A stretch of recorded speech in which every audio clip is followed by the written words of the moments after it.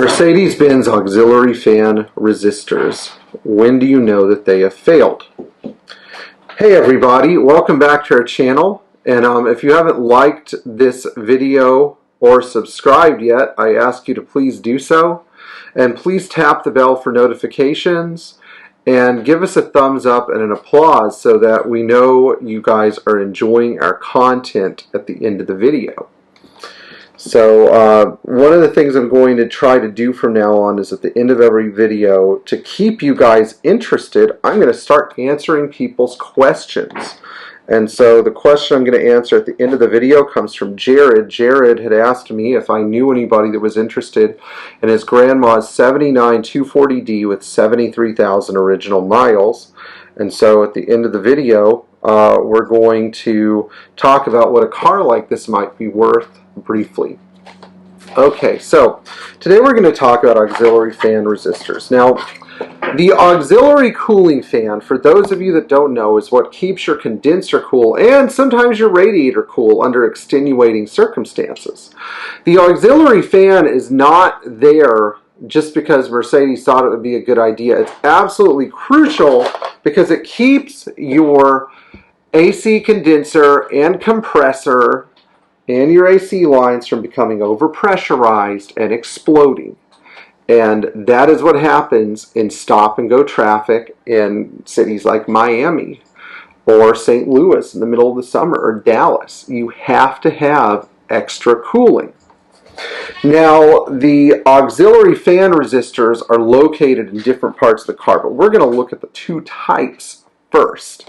First is the early fan resistor, which is a 0.2 unit. It means that it halves voltage from 12 to 6. That would mean 12 volts times 0.2. Well, no, what does 0.2 do? Jesse, what does 0.2 ohms of resistance do to 12 volts? Okay, well, it reduces the fan speed because it reduces the voltage. And what ends up happening to these resistors is they have a little nickel resistor wire going through them that breaks. And then you get no auxiliary fan. Now, how do you know your auxiliary fan isn't working? Well, there are three ways. Number one, the auxiliary fan doesn't come on when you jump the two leads on the red or green fan switch together, even though you can hear the relays clicking. Number two, the auxiliary fan doesn't come on when you look for power on one of the resistor, but you don't have it on the other. And then number three, when the car's sitting in traffic and you notice your AC temperature is going up, it doesn't work either. What do? So the auxiliary fan resistor came into play actually on the 380 SEC and SEL in 1981 when these cars were first brought to the United States. They had high and low speed auxiliary fans.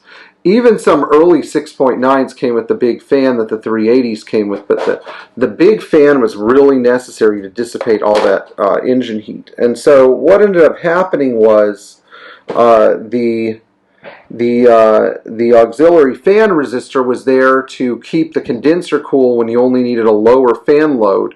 And then if your engine overheated, it was there to provide double the fan speed, or roughly double the fan speed, in case your engine started to overheat. So on a 126, these are located in the worst place possible, below the brake booster. And not only do the leads go, but the wires fry as well. Now there's an auxiliary fan resistor relocation kit you can look up on Benz World if you really want to do that.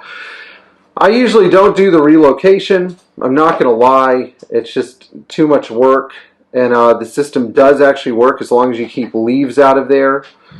These later resistors actually came with a shield to kind of help, but I don't think it was the best idea. It would be nice if Mercedes would send out a factory part to support the relocation of the resistor. So, the auxiliary fan resistor is notorious for cracking and breaking as it gets old, this early version. And the places to find the other parts, in the 124 it's in the front left fender, much better. 107 it's on the very front of the car in the right fender. And it's only on the 560 SL. It's going to be located just inboard of the right headlight. When you open the grille, you'll see it staring right in front of you on the fender there. and they tend to crack and break all the time, so you can see what happens just from the heat. I guess it's a trade-off. They usually last longer in the 126s where they're buried sort of out of protection of the engine heat, but they're much harder to change. Right now, these Baru resistors are only available from Mercedes. This is a real shame. I used to be able to get them everywhere, but you have to get a Mercedes resistor, or rather the Baru resistor. If somebody else knows of a source, let me know. Now in 1990, Mercedes went to this resistor, which is a little tougher. It's still a 0.2 ohm resistor, and you can retrofit it to any car if you change the leads. But on one end, of course, you have the low power lead for the low speed auxiliary fan and its low speed relay, and of course on the other end you have the high speed version, on the high-speed side. Unfortunately, these get so hot that sometimes the leads can burn off and the wires can burn through. So always inspect the wires around the resistor, because this resistor usually doesn't fail. Although I do replace them because of rust on the terminals, it's usually the wires going into the resistor that get baked. So for this reason, I actually do like this version a little better, because usually the wires don't die. Although that's not always the case. On this one, the wires almost always die, and on a 126 car, again, where the resistor is buried, you end up having to pull off some creative soldering moves to get new leads onto the resistor. This is why, though, you should keep leaves out of the area below the brake booster, because you will cook your car. It will go up in flames. These were used in all late 124s, 140s, even R129s, 201s. You know, you've got to keep this thing in check to make sure it doesn't roast to death. Now, that was basically the explanation of the auxiliary fan resistor and why you don't have low-speed auxiliary fan. Another quick, easy way, but not always reliable way to troubleshoot the resistor is to unplug the 2-pole temperature switch, either blue, green, or red, and see if your auxiliary fans come on. Usually, though, if you have one of these resistors and the wires are baked all the way through, just from the amount of heat it builds up. I had this happen in a 500E where they put the resistor behind the headlight on the left side. Sometimes even then it may not work. So you need to make sure that you're getting power to the resistor when either the fan switch is jumped or the temperature switch plug is disconnected. Okay, now let's answer the question. So Jared told me about this 240D sitting in his grandma's garage with 73,000 miles. If it indeed has 73,000 real miles and the car's been sitting for about 3 years, this could easily be a $3,500 to $6,500 car.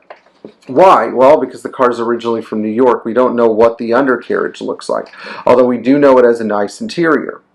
Number two, we also know that the car has most of its ownership history. And number three, we also know that the car has had a fairly good life because it's been garaged and the dash doesn't have any cracks. But there's also going to be some work getting the car up and running again, and so that's kind of why I assigned this value to it. If any of you, our viewers, are interested in adopting this 240D and giving it a good home and not running it into the ground, email me at mdowners4life@bellsouth.net. And number two, if any of you are interested in adopting any older MVs in general and getting them up and running and enjoying them, then again, feel free to reach out. I love finding homes for these cars, and I don't usually ask for anything for it. Thank you guys for watching, and leave your comments below. And until next time, keep those auxiliary fans running so you don't need an AC compressor or, worse, a head gasket.